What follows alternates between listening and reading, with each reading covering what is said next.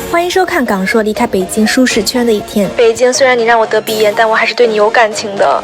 Hello， 大家想不到吧？我还有一支北京的 vlog 藏在箱底。今天分享一下我在去美国之前待在家的最后一天。照例还是先去健身，让自己开机。前2天去的健身房，单次卡97块钱一次，太贵了，要不起。今天咱们选择的家附近的乐客，虽然地方是小了一点，但咱想练的人在哪儿都能开干。今天给大家分享一个我最喜欢的万能动作，我把动作要领标在这里，大家可以仔细看看。想要翘臀、瘦手臂、长核心的宝宝，可以从这个动作入手。我建议新手宝宝可以在练之前多去找一找屈髋的感觉，千万不要做成他要撅屁股。练完主播就顶着30度的大太阳回家了，边走边感慨啊，在我去香港的这一年里，从小看我到大的店铺，该搬迁的搬迁，该闭店的闭店，真的就是身边这些小变化的堆积，让我对长大有了一遍又一遍的实感。谁懂大夏天的金家门这一刻的救赎感？不过要提醒一下大家，千万别一口气喝太多冰水，容易炸肺。还有刚健完身回到家，千万别直吹空调，如果立刻吹的话，会容易引发肌肉僵硬，进而会感觉非常疲惫，而且容易感冒生病。夏天的空调病就是体内外温差过大而引起的。这时候就有小宝问了，说：“哎，主播你怎么打开这空调了呢？”哎，这不一样啊！我家新换的这个海尔聪明风空调有超声波识别算法，能主动识人体。小优，小优，我在呢，不要向我吹风。好的，不向您吹风。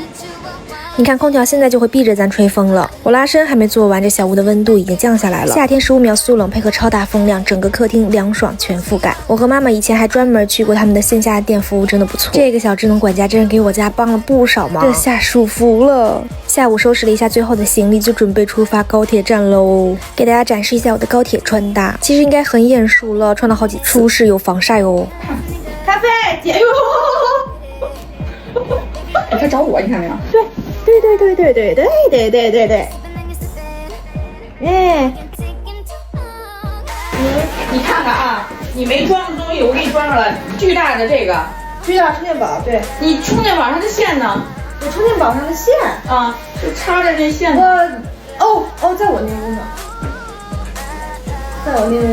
谁说站在光里的才算英雄？主播现在已经坐上了开往香港西九龙的列车，我买的是卧铺的下床，还蛮舒适的。临走前，妈妈给我煮了2个海参，她觉得我这种天天熬夜熬到不知天地为何物的人，真得好好补一补。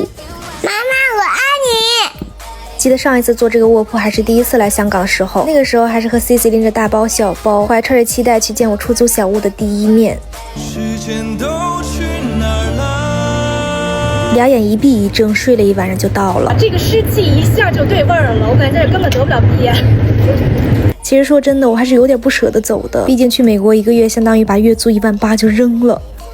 朋友们，现在到家了，然后现在是早上的9点半，我晚上10点半就准备去机场了，然后嘞，就要奔现喽。我们下了一天，真的不敢想象，日子真的过得太快了，一眨眼就在眼前了，天哪，有点紧张。OK， 在这个小家倒计时13个小时，我要拍2个视频，剪1个视频，还要收拾箱子，因为这箱太沉了，我得倒出来一点东西。你们看到这期视频的时候，我应该已经在夏威夷了，我跟大家一块儿期待喽，拜拜。